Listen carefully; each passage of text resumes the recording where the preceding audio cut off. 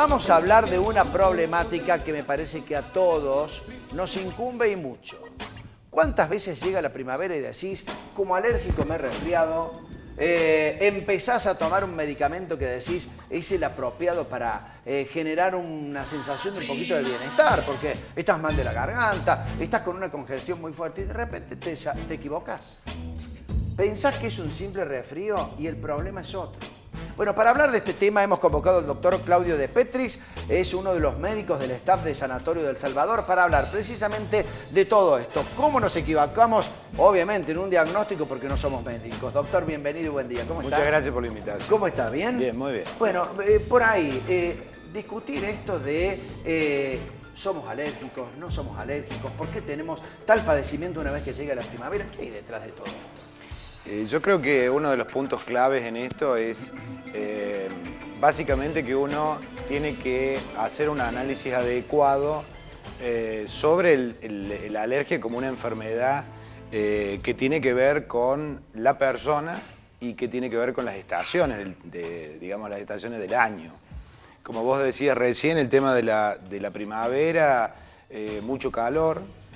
Últimamente, entonces eso hace que haya muchos alergenos, es decir, muchas sustancias que hacen que nuestro organismo reaccione produciendo anticuerpos y eso genera la alergia.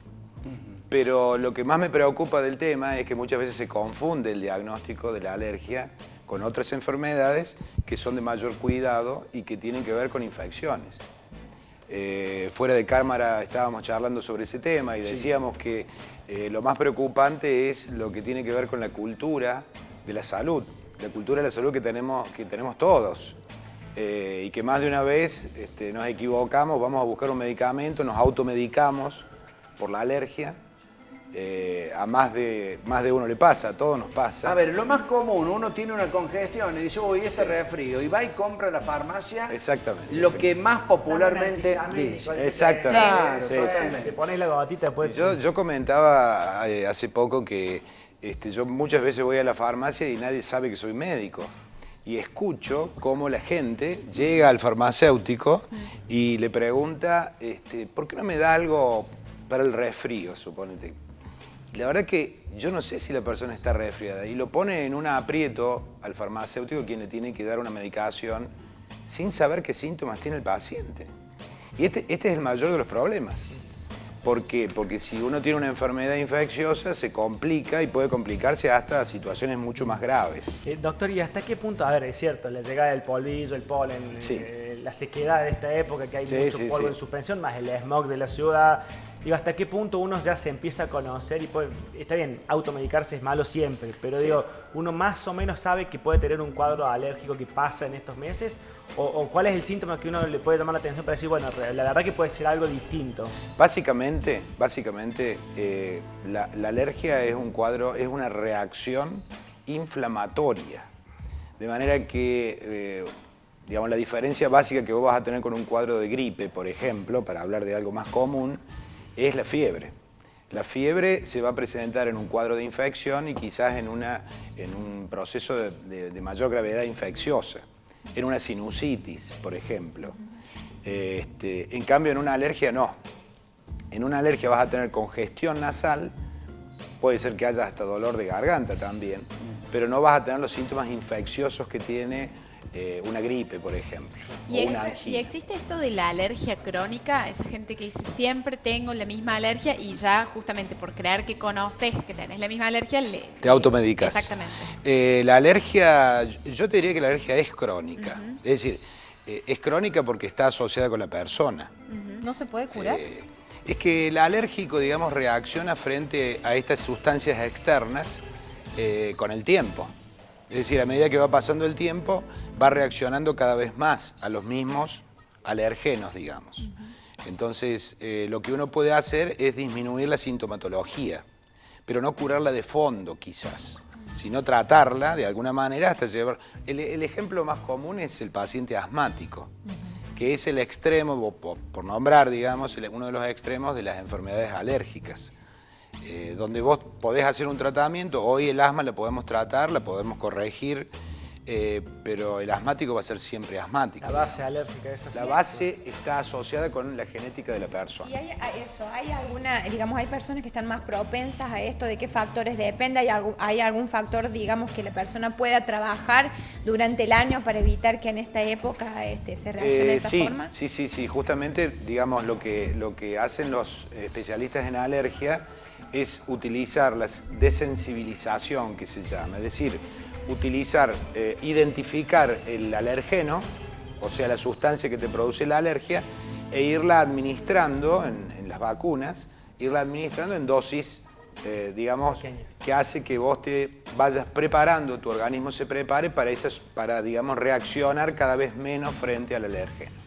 Doctor, y en el caso de los niños, ¿no es cierto? Sí. Cuando empiezan con sintomatologías alérgicas desde muy chiquititos, ¿cuál es la edad ideal para empezar esos tratamientos? ¿Se pueden prevenir reacciones más En el más niño intensas? tenés que tener presente que el sistema inmunológico del organismo va madurando, entonces hay etapas de poco desarrollo, el niño tiene que crecer hasta llegar a una edad donde la maduración inmunológica y de todo el sistema, digamos, está adecuada para que vos puedas tratarlo.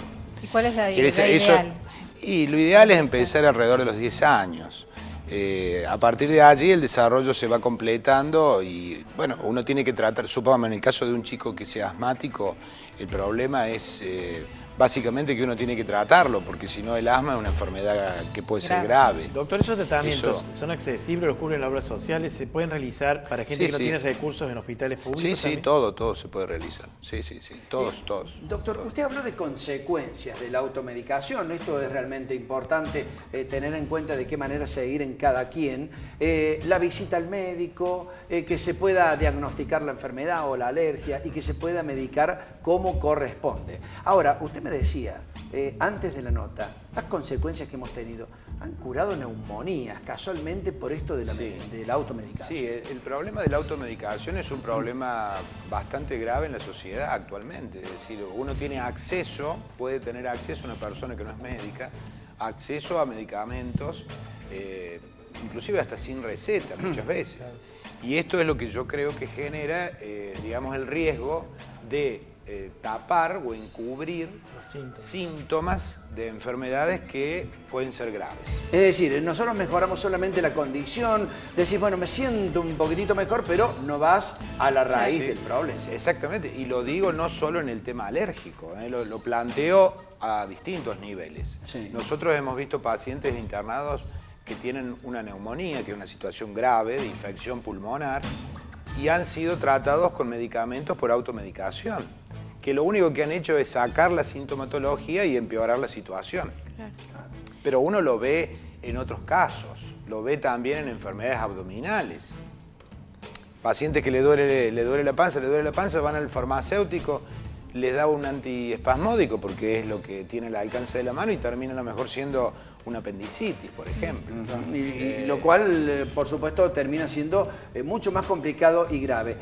La advertencia entonces para la gente es que traten de visitar a un Sí, médico. básicamente es eso. Básicamente es que el médico es la persona que lo tiene que ayudar, digamos.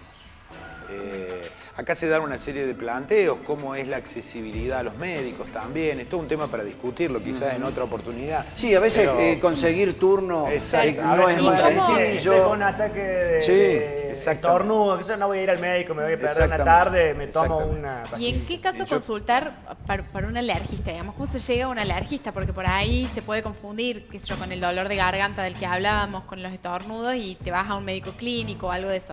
¿Cómo? Sí, yo me encanta esa pregunta porque yo soy médico clínico y entonces creo yo que todos tenemos que tener un médico clínico de cabecera.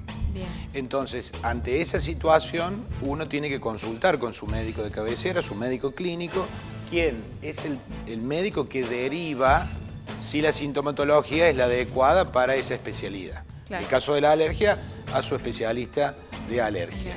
Pero me parece que la derivación, el camino de derivación es a través de tu médico de cabecera. Para que quede perfectamente claro. Doctor Claudio De Petris, ha sido un placer tenerlo acá. Muchísimas gracias. Ha sido muy Muchísimas amable. gracias a ustedes. El doctor Claudio De Petris del Sanatorio del Salvador. Me tengo que ir.